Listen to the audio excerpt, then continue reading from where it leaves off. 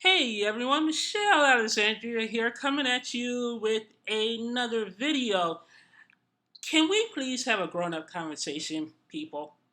Really, can we just have someone intelligent, grown up conversation about TVs and reviewing and all that kind of fun stuff? I want to talk about this Rtings controversy that sprung up in the last week over their recent review of the TCL 6 Series R25 2019 review.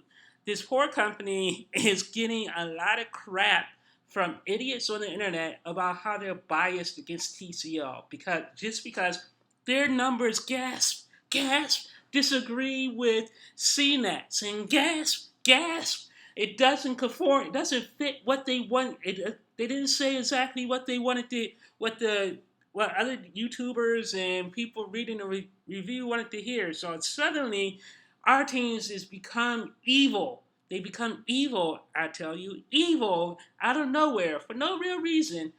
For you idiots out there who don't know what Rtings does, they buy their TV. They buy every single TV they get from a retail store. So they go out, they spend their own money on their TVs. And again, I am not one who thinks that just because you're a sponsored YouTuber means you're biased. I may have to do an entire video on that at some point because I'm really sick to death of a lot of these jealous YouTubers who spend all their time trashing other YouTubers who may disagree with them or who says something one thing that they don't like, and then next thing you know, they're trashing the other YouTuber, or they're trying to make their reputation by trashing YouTubers, and then their followers go all over Twitter and everything else and calling companies sellouts and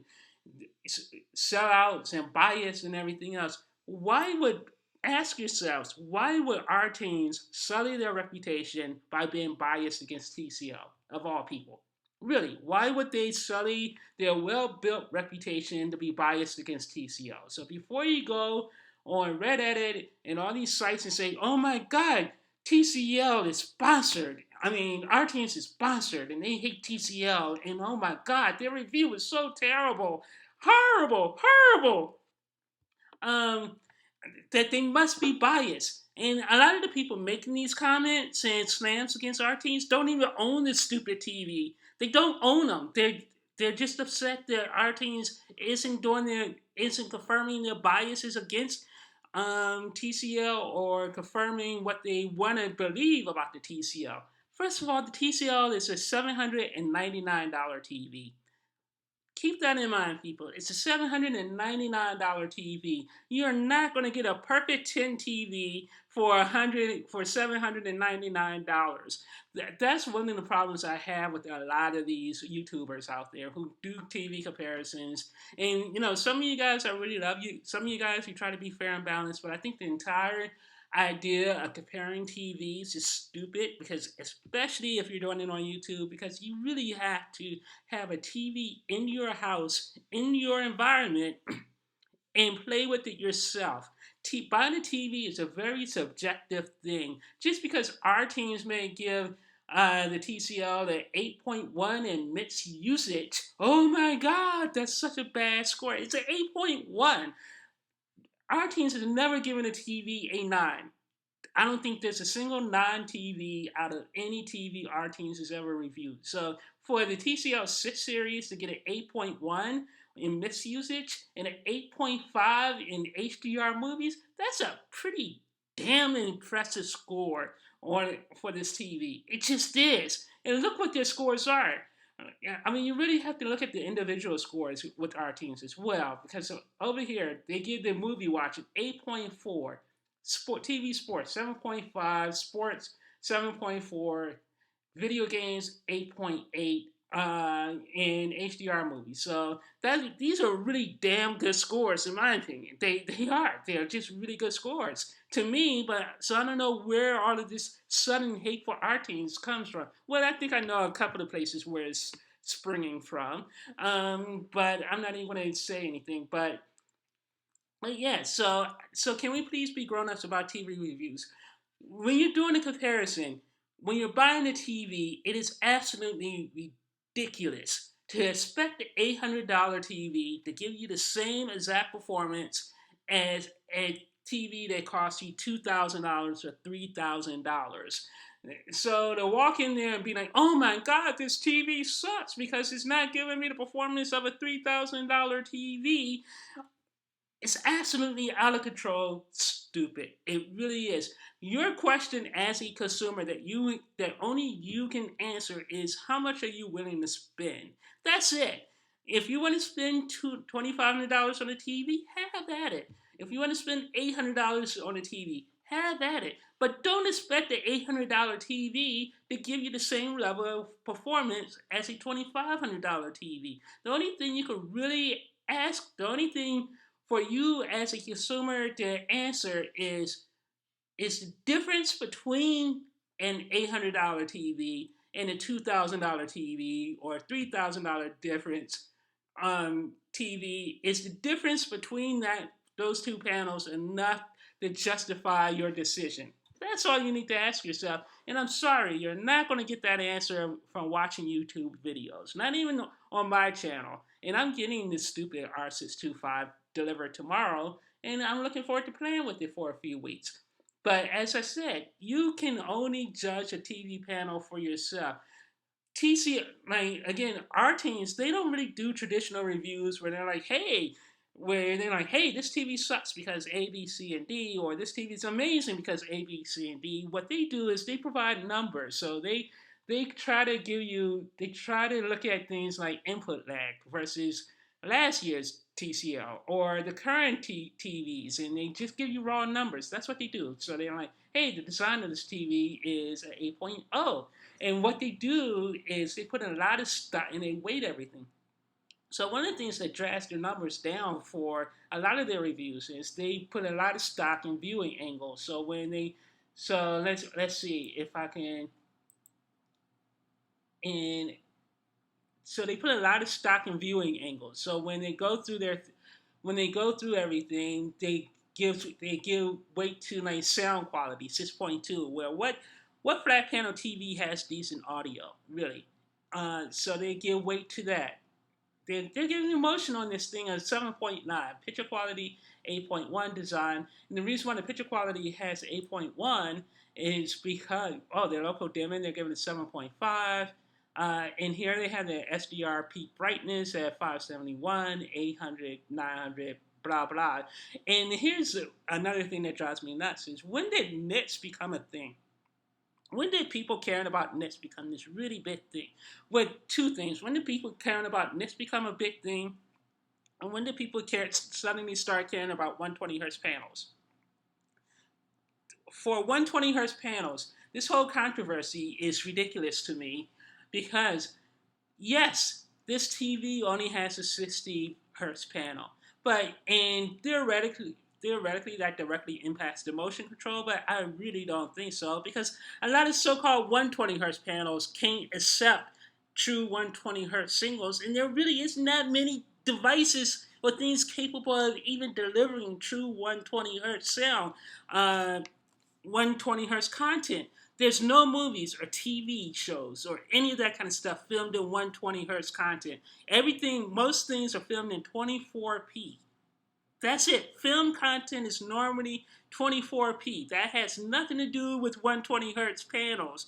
The only thing 120 hertz panel benefits is if you are a PC gamer and you have that PC hooked up to your computer, or you have that PC hooked up to your computer, to your TV, and you're going to be gaming on it. That's it. And I think gamers are out of control and ridiculous these days. I really effing hate gamers. I really do. I think they're just ridiculous and conceited and everything else. And I know I'm going to get a lot of hate for that, but I'm like, can't gamers just game and be happy with whatever they're gaming? Everything has to become this bit fanboy, ridiculous fanboy thing. But I think, again, unless you are a PC gamer,